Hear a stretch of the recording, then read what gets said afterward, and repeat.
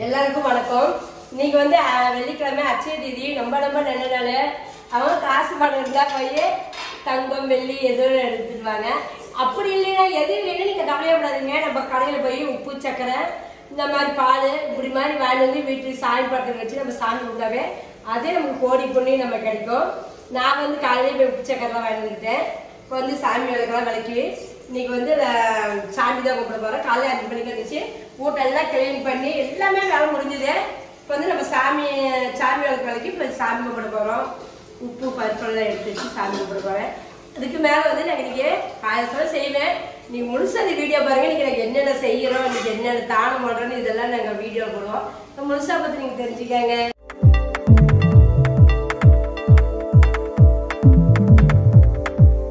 இங்கே பாருங்க, அழகாக விளக்கு நம்ம விளக்கி வச்சுருக்கிறேன்.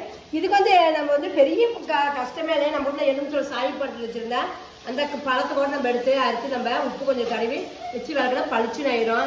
இல்லை கொஞ்சம் புளியும் உப்பு வச்சு விளக்குனா இல்லை பளிச்சுன்னு ஆயிரும். இப்போ வந்து இது நான் விளக்கல, தீபனேஷ் தான் விளக்கி வச்சா. அதான் கொஞ்சம் மங்களாக தெரியுது. இதுக்கு வந்து ஒரு மருந்து ஊற்றி வச்சு விளக்கலாம்.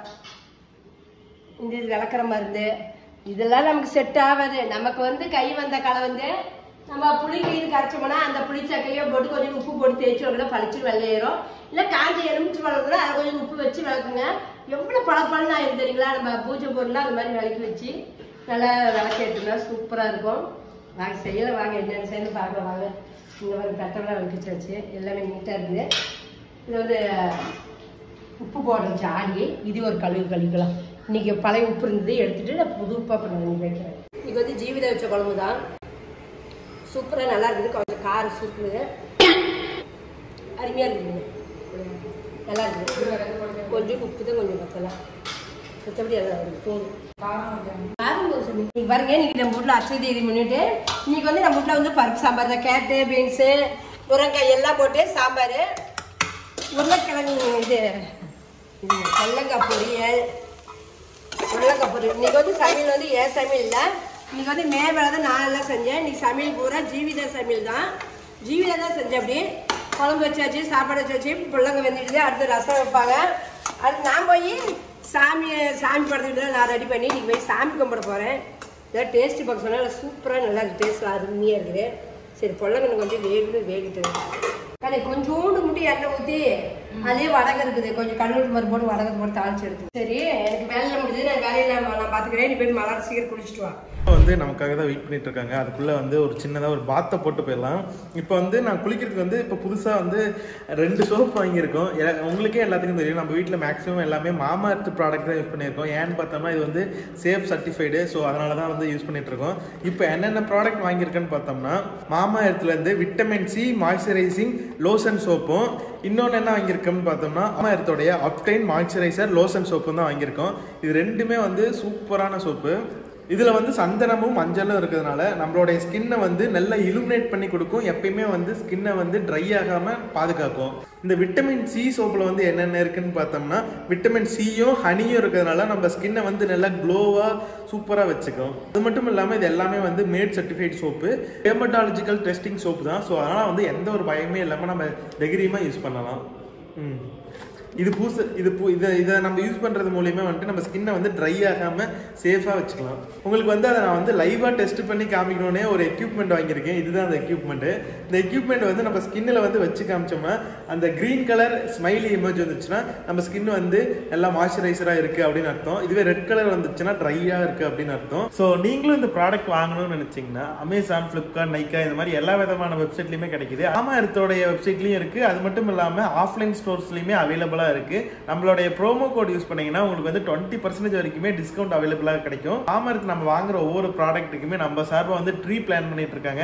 அவங்களோட எய்மே வந்து 2025க்குள்ள 1 மில்லியன் ட்ரீ பிளான் பண்றது தான். ஸோ அந்த மாதிரி ஒரு நல்ல விஷயத்துக்கு நாமளும் ஹெல்ப் பண்றது வந்து நல்ல விஷயம் தானே. அதனால தான் இப்பெல்லாம் கொஞ்சம் நம்ம க்ளீன் பண்ணி நீட்டாக எடுத்து வச்சு நம்ம சாமி கும்பிடலாம் தான். இப்போ அந்த இடத்துல எடுத்து வச்சு சாமி படம் வச்சு ஒரு சைடெல்லாம் தொடச்சிட்டு இப்போ இந்த சைடெல்லாம் தொடக்க போகிறேன்.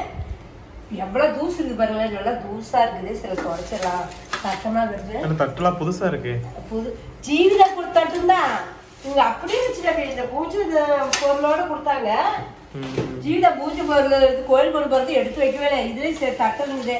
சரி இது இப்படியே இருக்குது, இதெல்லாம் வேணா எடுத்து வச்சுக்கலாண்டு இப்போ நான் அப்படியே எடுத்து வச்சுருக்கேன். இது சாமி பொருள் எல்லாமே இருக்குது. சர்க்கரை வைக்கணுங்கண்ணே. பாருங்கண்ணே, பருப்பு, சர்க்கரை, உப்பு 3 வச்சுக்கலாம். 3 மஞ்சத்தூள் எல்லாமே வச்சுக்கலாம். அப்புறம் ஒரு அது பாயசம் வச்சது ஒரு 4 கணக்கலாம். மெயினாக இது 3 வைக்கணும். காலையில் எழுந்திரிச்சு நேரமாக போய் மல்லிகைல எல்லாமே எல்லாம் வாங்கிட்டு வந்துட்டு குளிச்சுட்டு எல்லாம் வாங்கிட்டு வந்து எல்லாம் ரெடியாக எடுத்து வச்சாச்சு. சர்க்கரை எடுத்து வைக்க மறந்துட்டேன். சரி, இப்போ நாங்கள் சர்க்கரையும் வச்சாச்சு. பாருங்க, உப்பு மஞ்சள் அப்படி பாக்கிட்டாக வாங்கி வச்சுருக்குறேன். இது வந்து வீட்டில் இருந்த பருப்பு, உப்பு நல்லா சுத்தமானது, கைப்படாத உப்பு, புது உப்பு, சர்க்கரை எல்லாமே எடுத்து நீட்டாக எடுத்து வச்சாச்சு. இப்போ வந்து நம்ம அடுத்து பாயசம் தான் வைக்கணும். சரி, சாப்பிட்டு பாயசம் வச்சுக்கலான்ட்டு கொஞ்சம் தொடச்சி விட்டு போய் சாப்பிட்டு அடுத்த வேலைக்கு போகலான்ட்டு தொடச்சிட்டு இருக்கிறேன். தொடச்சிட்டு சாப்பிட்ற வேலை தான். வாங்க, நீங்களும் வாங்க சாப்பிடலாம். நம்ம வீட்டில் நம்ம வீட்டில் வெள்ளிக்கிழமை என்ன குழம்பு உங்களுக்கே தெரியும். அந்த குழம்பு தண்ணிக்கு சாப்பிடலாம் வாங்க. அப்பா வந்து இங்கே வந்து பூஜை ஆரம்பிச்சிட்டா. அப்படி இன்னைக்கு என்ன ஸ்பெஷல்ப்பா? இன்னைக்கு வந்து நாங்கள் ஸ்பெஷல் பூஜை வந்து வீட்டில் இன்னைக்கு பாயாசம் செஞ்சு கோயிலில் வச்சு பூஜை பண்ணி பொதுமக்களுக்கெல்லாம் தானம் பண்ணுவோம். அவங்களுக்கு விசிறி கொடுப்போம். இதெல்லாம் கொடுத்தோம்னாக்கா வருஷம் போல நல்லது.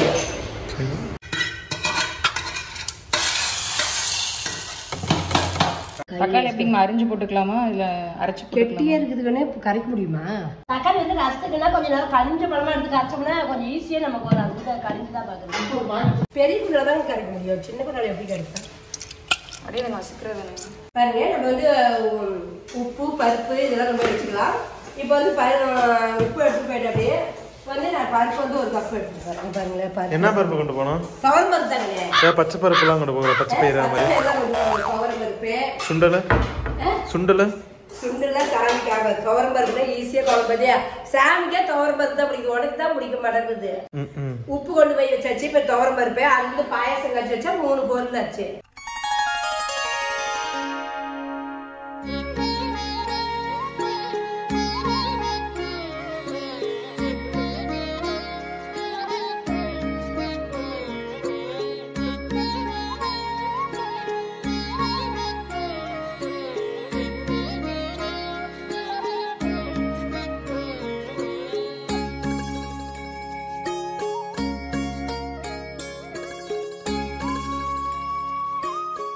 எல்லா வேலையும் முடிச்சாச்சு. இப்போ நம்ம சாப்பிட்ற வேலை தான்.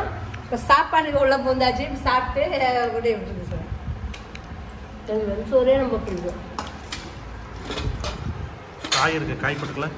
காயா இல்லை, எனக்கு அப்பளம் மாதிரி எனக்கு அப்பளத்துக்கு நல்லா இருக்குது. எனக்கு பருப்பு குழம்பு அப்பளம் ரொம்ப பிடிக்கும். விசேஷம் வீட்டுக்கெல்லாம் பண்ணால் அப்பளம் தான் சாப்பிடுவேன் மெயினாக. பொரியல் போடலாம் கட்டுவேன்.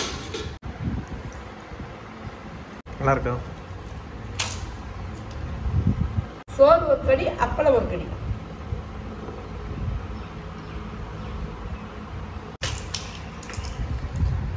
எப்படி இருக்கு குழம்பு? குழம்பு சூப்பர்னு பஸ்ஸு சூப்பர். பச்சரிசியில் கொஞ்சம் மஞ்சள் போட்டு நல்லா கலந்துக்கிறேன். நான் இதுக்கு ஏதோ புது விதமான ரெசிபி செய்ய போறியா? ரெசிபி செய்யல, இந்த கலசத்தில் போட்டு எடுத்து வைப்பேன் நான்.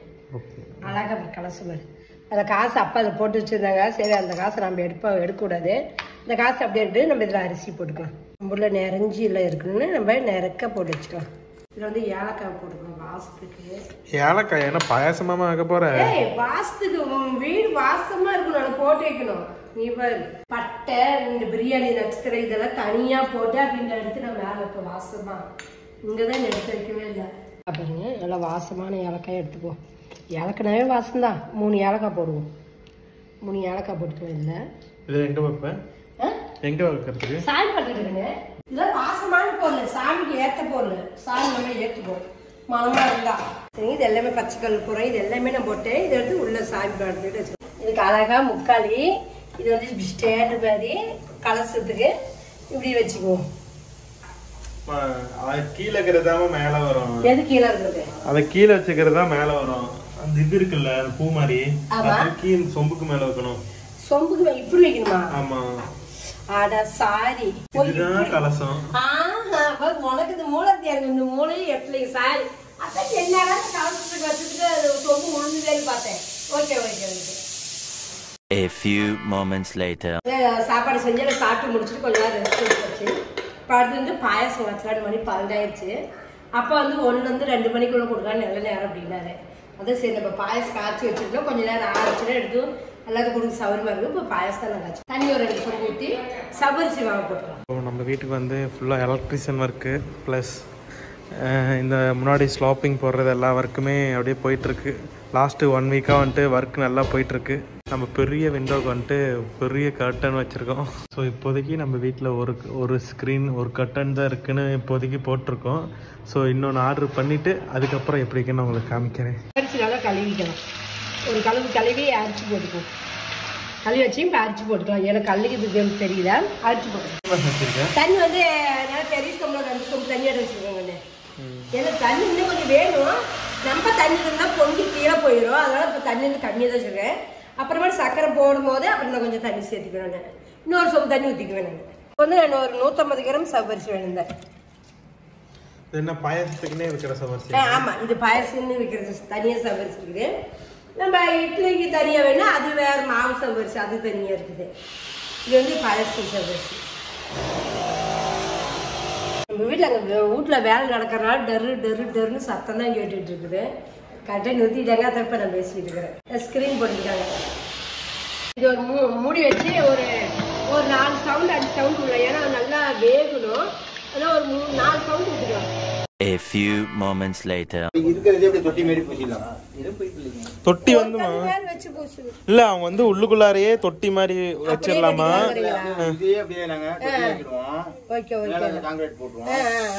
மேல கல்லுனா காலையில் தடுக்கும். அதுதான் வரும். ஒசர போட்டுருந்தோம். சரி, இருக்கிறதே தொட்டி ஆக்கிடுவோம். சரி ஆக்கிடுங்க.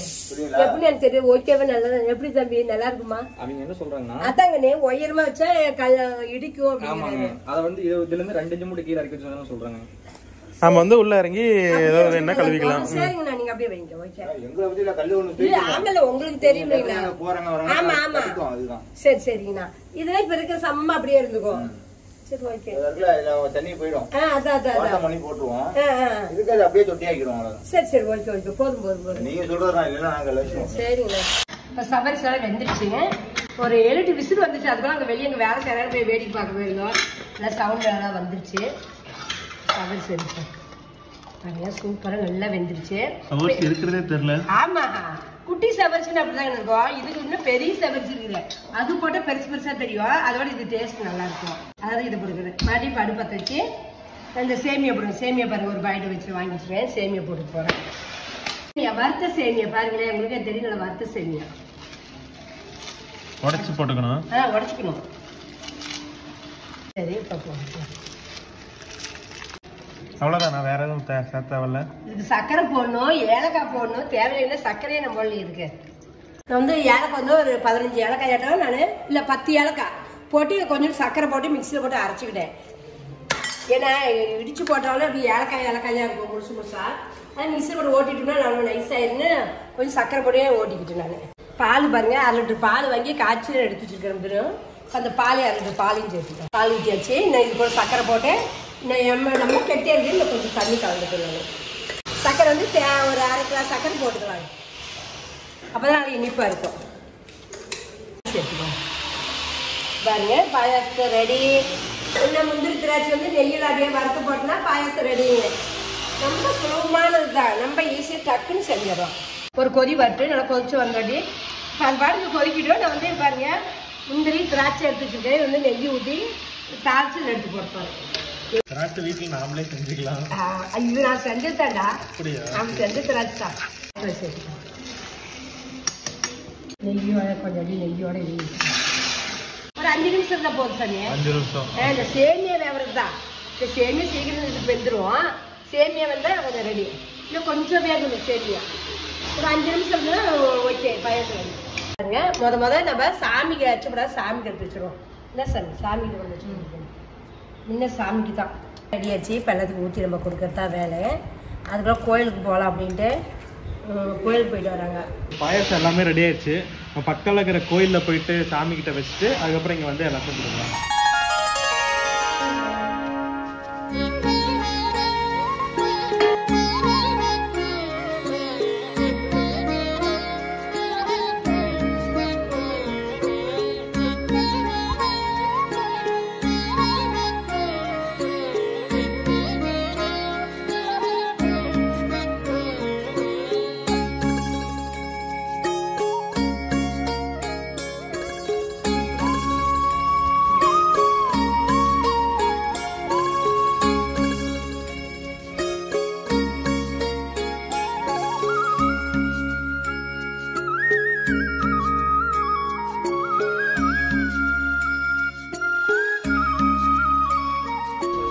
தம்பி வேக்காடு விசிறிக்காங்க.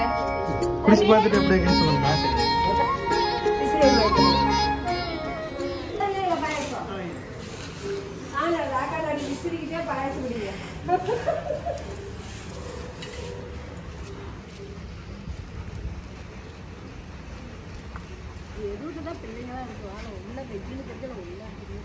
இது வந்து அச்சய தேதி முன்னிட்டு நல்லா பாயாசம் காய்ச்சி எல்லாத்துக்கும் மன திருப்தியோட வேக்காடு விசிறியோடய நாங்கள் எல்லாத்துக்கும் கொடுத்துட்டோம். இப்போ நாங்கள் குடிச்சிட்டு இருக்கிறோம். பாயாசம் செமையா இருக்கு. செமையா இருக்குதா? தேங்க்யூ. இந்த வீடியோ நீங்கள் முழுசாக பார்த்துருப்பீங்க. உங்களுக்கு பிடிச்சிருந்தா ஒரு லைக் பண்ணுங்க, ஷேர் பண்ணுங்க, மறக்காம அப்படியே அம்மா கையில் ஒரு சர்ப்ரைஸ் பண்ணுறீங்க. டாட்டா பாய். வாங்க பாயாசம் குடிக்கலாம் இன்னைக்கு நம்ம வீட்டில்.